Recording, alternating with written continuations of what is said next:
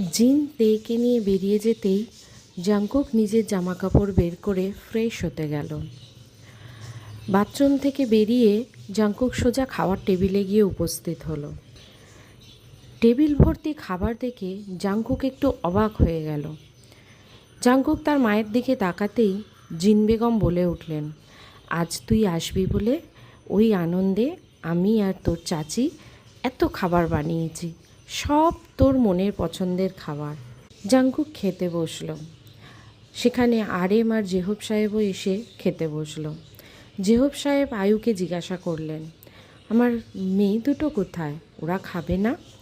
আয়ু বলল, হ্যাঁ আমি ওদের ডেকে আনছি। আয়ু চলে গেল জিমিন আর তেকে ডেকে আনতে। কিছুক্ষণের মধ্যেই আয়ু জিমিন আর তেকে সাথে করে নিয়ে চলে এলো খাওয়ার টেবিলের কাছে। জিমিন আর তেও খেতে বসলো। আরিম সাহেব জাংকুককে জিজ্ঞাসা করলেন, জাংকুক বাবা, এবার তুমি কি করতে চাও? আশা করি তুমি এবার আমার অফিসে জয়েন করবে। জাংকুক কিছুক্ষণ চুপ করে ভেবে বলল, হ্যাঁ বাবা, আমিও এটাই চাইছি, আমি এবার থেকে তোমার অফিসে জয়েন করব। খাওয়া শেষ করেই সবাই যে যার রুমে ঘুমাতে যেতে লাগলো। তেকে যেতে দেখেই জাংকুক তেকে পেছন থেকে ডাক দিল, এই মেয়ে শোনো। তে ঘুরে তাকাতেই জাংকুক জিজ্ঞাসা করলো, তোমার নাম কি? আমার নাম তে ভাইয়া। তে, তখন আমি একটু বেশি ওভার রিঅ্যাক্ট করে ফেলেছিলাম। আসলে কি না আমি একটু টায়ার্ড ছিলাম তো। I hope you don't mind. তে বলে উঠল, না না ভাইয়া, আমি কিছু মনে করিনি। আসলে ভাইয়া আপনার রুমটা না খুব সুন্দর, আমার খুব পছন্দ হয়েছে, তাই আমি। তেকে কথা শেষ করতে না দিয়েই জাংকুক বলে উঠল, আমার পারমিশন ছাড়া আমি কাউকে আমার রুমে অ্যালাউ করি না, আশা করি মনে থাকবে তোমার।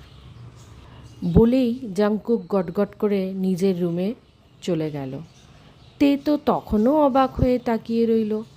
আরে এই লোকটা কি পাগল?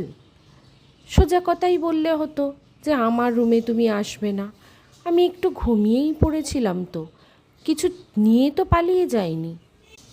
তেও নিজের রুমে চলে গেল। জাংকুক বিছানাতে শুতে গেলেই জাংকুকের নাকে একটা সুন্দর স্মেল আসে। জাংকুক একটু ভাবতে থাকে এই স্মেলটা কিসের। হঠাৎ জাংকুকের মনে পড়ল যে ওই মেয়েটি বিছানাতে এসে শুয়েছিল। তের শোয়াটা জাংকুকের পছন্দ না হলেও এই স্মেলটি জাংকুককে খুব আকর্ষণ করছিল।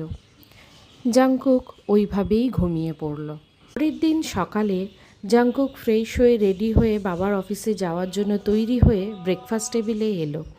এসে দেখলো আরেম আর জেহব অলরেডি অফিসে চলে গিয়েছে। এখন জাংকুক যাবে। ব্রেকফাস্ট শেষ করে যখন জাংকুক অফিসে বেরিয়ে যাবে সেই সময় জিন বেগম বলে উঠলেন, জাংকুক বাবা, তুই তো অফিস যাচ্ছিস, তোর অফিসে যাওয়ার পথেই জিমিনারদের কলেজটা পড়ছে, ওদের দুজনকে একটুখানি ছেড়ে দে না রে বাবা। আজ জেহব তোর বাবার সাথেই অফিসে চলে গিয়েছে, তাই ওরা দুজন কিভাবে যাবে, তুই একটু ছেড়ে দে ওদেরকে। জাংকুক কিছুক্ষণ চুপ থেকে বলল, পাঠিয়ে দাও ওদের। তে আর জিমিনকে তাদের কলেজে নামিয়ে দিয়ে জাংকুক অফিসে চলে গেল। অফিসে পৌঁছেই গাড়ি থেকে বেরোতে যাবে এমন সময় জাংকুকের চোখে পড়ল গাড়ির মধ্যে একটি রুমাল পড়ে আছে। রুমালটা হাতে নিতেই জাংকুকের নাকে সেই মিষ্টি স্মেলটি এলো, যেটা ও রাত্রে বিছানা থেকে পেয়েছিল। জাংকুক বুঝতে পারল এই রুমালটি ওই মেয়েটির, মানে তের। জাংকুক কিছু না ভেবেই রুমালটি নিজের পকেটে ভরে নিল।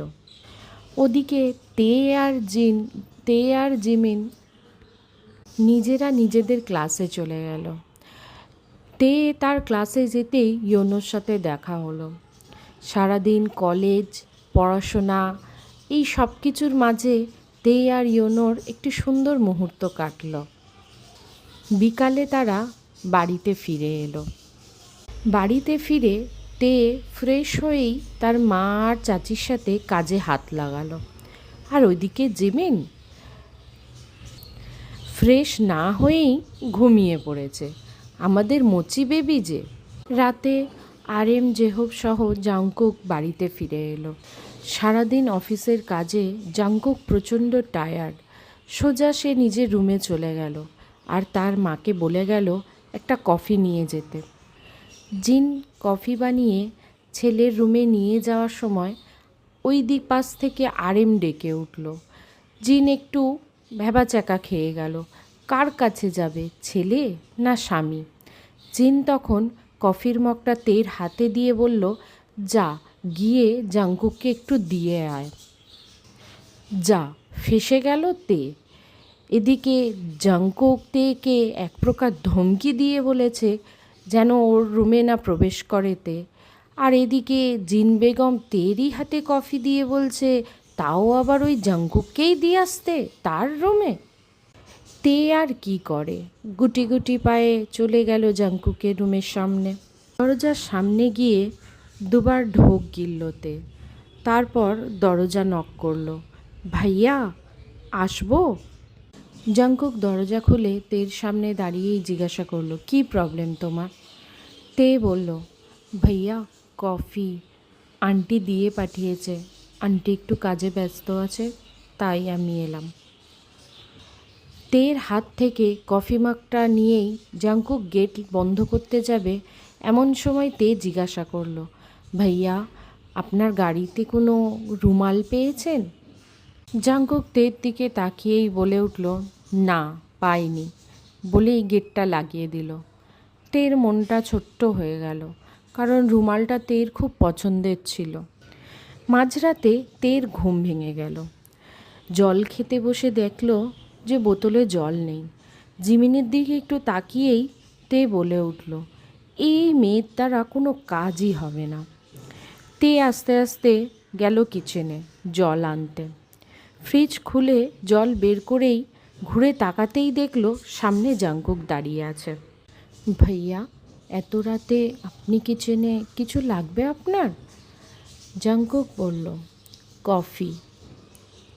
তে বলে উঠল, আচ্ছা ভাইয়া আমি বানিয়ে দিচ্ছি।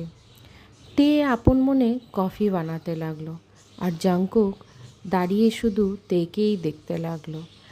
তেকে দেখে আজ জাংকুকের কোনো রাগ হচ্ছে না। জাংকুকের চোখে যেন একটা অন্যরকম নেশা কাজ করছে। তে আপন মনে কফি বানাচ্ছে। জাংকুক ধীরে ধীরে তের কাছে গিয়ে তেকে পেছন থেকে জড়িয়ে ধরল। তে তো একদম ফ্রিজ হয়ে দাঁড়িয়ে রইল। হঠাৎ এটা কী হচ্ছে ভাবতেই পারছে না। ওর যে কি করা উচিত সেটাও ও বুঝতে পারছে না। জাংকুক আস্তে করে নিজের মুখটা ডুবিয়ে দিল তের ঘাড়ে আর সেখান থেকে সেই সুন্দর স্মেলটা নিতে লাগলো। তে তো তখনও ফ্রিজই হয়ে দাঁড়িয়ে আছে। এমন সময় জিমিন সিঁড়ির কাছ থেকে ডেকে উঠল, দি দি তুমি কোথায়, কোথায় গেলে? জাংকুক তেকে ছেড়ে একটু দূরে দাঁড়িয়ে পড়ল। তেও যেন ঘোর থেকে বেরিয়ে এলো, বুঝতে পারল যেসব কি হচ্ছে। তে দৌড়ে ওখান থেকে বেরিয়ে জিমিনের কাছে চলে গেল। জিমিনকে গিয়ে জড়িয়ে ধরল আর বলল, চল রুমে যাব। দুজনে রুমে চলে গেল। জাংকুক শুধু ওখানে দাঁড়িয়ে মুচকি মুচকি হাসতে লাগলো আর বলল, এ তো সবে শুরু।